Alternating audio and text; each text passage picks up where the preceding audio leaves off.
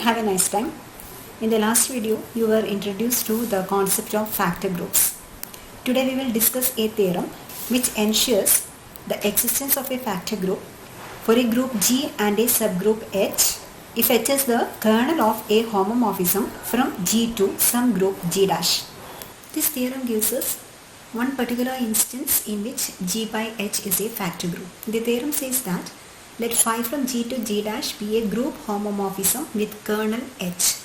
Then the cosets of H form a factor group G over H, where AH into BH equal to ABH. Also, the map mu from G over H to phi of G defined by mu of AH equal to phi of A is an isomorphism. Both coset multiplication and mu are well defined independent of the choices A and B from the cosets.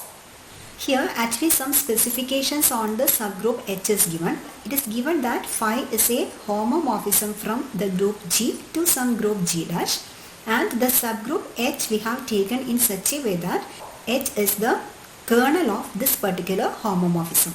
In that case, if we write all the cosets of H in G, then it becomes a group which is a factor group G over H. So when it is a group, we have to define the operation star here, and the operation is defined in this way that we take two elements from G over H and let it be AH and BH, two cosets taken from G over H, and AH into BH is defined as ABH, which is a coset of H containing the element A into B. So if we define the star operation in this way, then G over H together with star is a group. That is what we want to prove here. Again, let us go to the examples now. In the first example, we could form a factor group G over H, where G was the group set 6 and H was the subgroup set 03. And we showed that we could form this factor group G over H when H equal to set 03. And we have already discussed that we could form a factor group here because if you try to define R star B, for example, we arrived at a particular answer which is a well-defined one, that's equal to B. Well-defined means that if you take any element from the coset R, here R is set 03, so let me take the element 3 from R, and I will take another element from B, and B is here set 14, and I will take the element 4 here. And if I do the operation in the group set 6, which is addition modulo 6, then I will do the operation addition modulo 6. So the answer will be 3 plus 4 is 7. When divided by 6, remainder will be 1. And you can see that this 1 actually belongs to B. Here set B contains 1 and 4. So this element 1 belongs to B. So likewise, if you take any element from R and you take any element from B, the star operation gives an element which is in B. That is what you meant by the operation here is well defined. In general notations, here we can say that if you take two cosets AH and BH, and if you try to define AH star BH, we must reach a definite answer.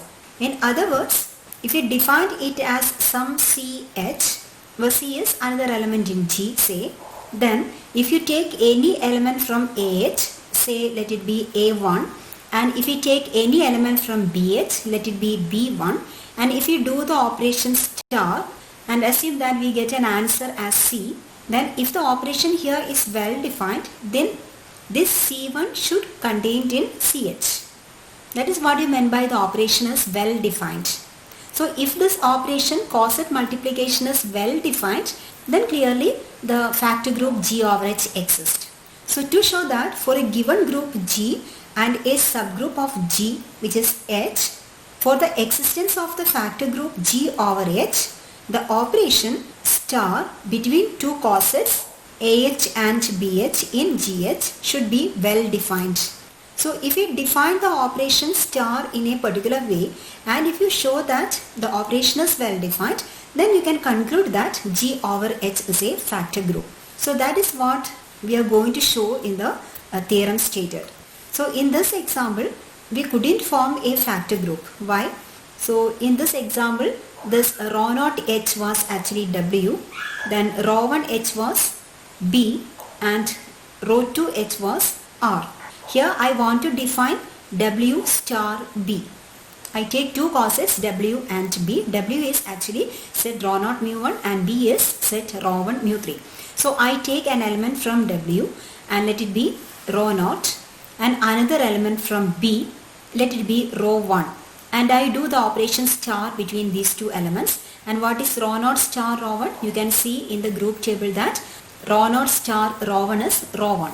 So here the answer is rho 1. Actually this rho 1 belongs to B.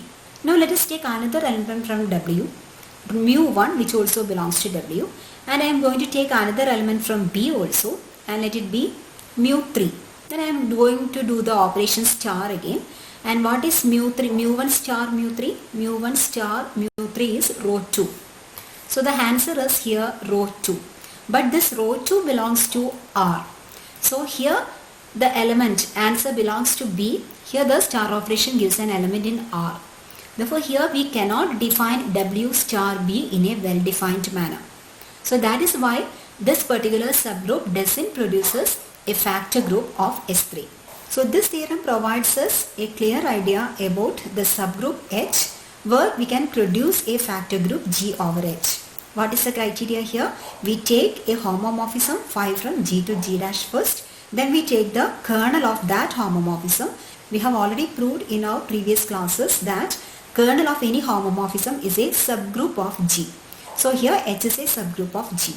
And in that case we define the product of cosets in G over H in this way, that is AH into BH equal to ABH. Then with this operation G over H is a group. That is what we want to prove. So just as we discussed now, it is enough to show that this operation defined here in such a way that AH into BH equal to ABH is well defined. If you show that this operation is well defined, you can conclude that G over H is a group, which is called the factor group. So let us prove the theorem. Let phi from G to G dash be a group homomorphism and let H equal to kernel of phi. Then we have already proved that H is a subgroup of G.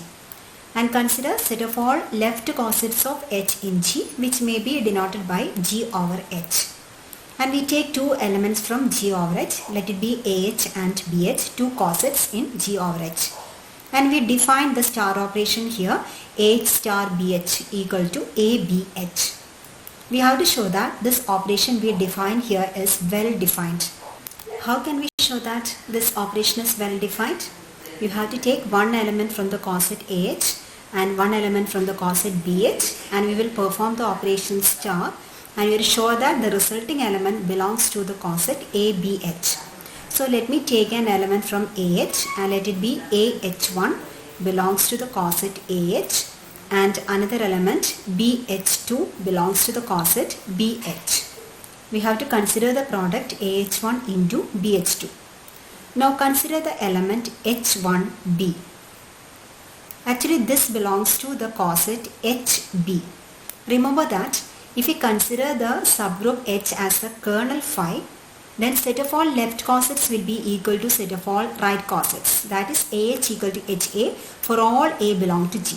So here H1B belongs to HB means that this H1B belongs to the left coset BH also. So this implies there exists some element H3 belongs to capital H such that H1B equal to BH3. Since H1B belongs to BH, there is some H3 such that H1B equal to B into H3. Now we consider this product AH1 into BH2. This is equal to A into H1B into H2. So this is equal to A into, we here showed that H1B equal to BH3 for some H3 belongs to H. So we can write this equal to BH3 into H2. So this can be written as AB into H3 H2, where the product H3 H2 belongs to capital H. So we can conclude that this element belongs to the coset ABH. So what we showed is that if we take an arbitrary element from AH and one arbitrary element from BH, the product of that element belongs to the coset ABH. In other words, our definition AH into BH equal to ABH is well defined. Therefore, clearly the set of all cosets of H in G forms a group which is called the factor group, which is represented by G over H. So during the proof, we showed that the coset multiplication is well defined. Now in the theorem, a map is defined here from this factor group G over H to phi of G, defined by mu of AH equal to phi of A. We have to show that this map is an isomorphism. To prove that result, we consider the group G and H the subgroup of G, where H is equal to kernel of phi, where phi is the homomorphism from the group G to G dash, where G dash is some other group. And kernel means that all the elements in H are mapped to the identity element in G dash. Just now we have showed that if we take all the left cosets of H in G, since it's a kernel, it is equal to taking the set of all right cosets also. So we may say if we take set of all cosets of H in G, that will form a group and it is called the factor group G over H. Now we consider the group G over H, and here inside G dash we have the set phi of G, that is set of all images of the elements of the group G under the map phi. Now we are going to consider this subgroup of G dash, which is phi of G. So we are considering two groups, which is G over H and phi of G. G over H is the set of all cosets of H in G, and phi of G is the set of all images of G under the map phi. Now we are going to define a map mu from G over H to phi of G. It is defined in such a way that mu of AH equal to phi of A, where this AH belongs to G over H. Here the group G over H, the factor group G over H contains set of all cosets of H in G. So one of the element may be in the form some AH, and we are mapping this element to the element phi of A in phi of G. We have to show that this map is an isomorphism from G over H to phi of G. In algebra class 27, when we discuss about the cosets of a kernel, we have showed that if we take an element phi of A in phi of G, and if we take phi inverse of phi of A, then we will get the coset AH. That is, all the elements in the coset AH are mapped to the element phi of A. So here when we take the set of all cosets G over H, then the elements are the cosets AH, BH, etc. Therefore clearly there is a 1:1 correspondence between the elements of the factor group G over H and the group phi of G, where the element AH is mapped to phi of A. So that is a map defined here, mu from G over H to phi of G, where mu of AH equal to phi of A. So clearly mu is 1:1 and onto, which we had already discussed. Now we have to show that mu satisfies the homomorphism property. That is, we have to show that mu of AH into BH equal to mu of AH into mu of BH. So this is the property now we want to prove. To prove the homomorphism property, let us start with the left hand side. We have mu of AH into BH equal to mu of ABH, because we had defined the coset multiplication in such a way that AH into BH equal to ABH. Now this is equal to, as per the definition of mu of AH equal to phi of A. Therefore mu of ABH equal to phi of AB. And since phi is a homomorphism, phi of AB equal to phi of A into phi of B, which is clearly equal to mu of AH into mu of BH. So we showed that mu satisfies the homomorphism property also. Therefore mu is an isomorphism from G over H to phi of G. Or we may say that G over H, the factor group G over H is isomorphic to phi of G. Hence we proved that if phi from G to G dash is a group homomorphism with kernel H, then the coset of H forms a factor group G over H, where the coset multiplication is defined in this way: AH into BH equal to ABH. Also we showed that mu from G over H to phi of G defined by mu of AH equal to phi of A is an isomorphism. And also we proved that the coset multiplication is well defined. Now what remains? We have to show that mu, the isomorphism mu defined here, is also a well defined operation. independent of the choices A and B from the cosets. That we want to prove now. Here mu is the isomorphism from G over H to phi of G, which is defined in such a way that mu of AH equal to phi of A, where AH belongs to G over H. We have to show that this map is well defined. How can we show that a function f from x to y is well defined? You will take two elements x1 and x2 belong to capital X, and you have to show that x1 equal to x2 implies f of x1 equal to f of x2. Let us assume AH comma BH belong to G over H and assume that AH equal to BH. That is, we are taking two elements A and B in G, the group G, which belong to the same coset. That is, coset containing A equal to the coset containing B. Since these two cosets are equal, we can say that B belongs to the coset AH. That means that B equal to A into small h for some h belong to capital H. Now we consider phi of B. Phi of B equal to phi of AH. By homomorphism property of phi, this equal to phi of A into phi of H. And this equal to phi of A into E dash.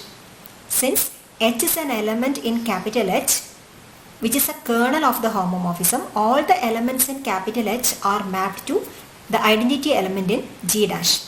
Therefore, phi of H equal to E dash, where E dash is the identity element in G dash. Now phi of A into E dash gives phi of A. So what we get? Phi of B equal to phi of A. By the definition of mu here, phi of B equal to mu of BH and phi of A equal to mu of AH.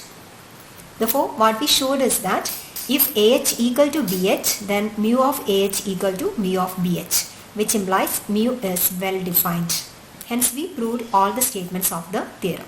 Here the result you have to remember is that if we take a group G and H is a subgroup of G, which is the kernel of some homomorphism phi from the group G to some other group G dash, then we can construct the factor group G over H.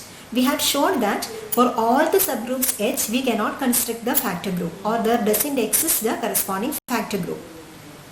But if we take H as the kernel of the homomorphism, then G over H exists, which is called the factor group. In algebra class 27, we proved that if we take a group G and phi is a homomorphism from G to other group G dash, and if H is the kernel of this homomorphism, then H is a normal subgroup of G. Normal means that set of all left cosets of H in G equal to set of all right cosets of H in G. So if we take H as a kernel of phi, then it is a normal subgroup of G. And we just showed that if we consider the subgroup H, which is a kernel of a homomorphism, then G over H exists. Now let us check if we take any other normal subgroup of G, whether this G over H exists or not. We will discuss this result in the next class.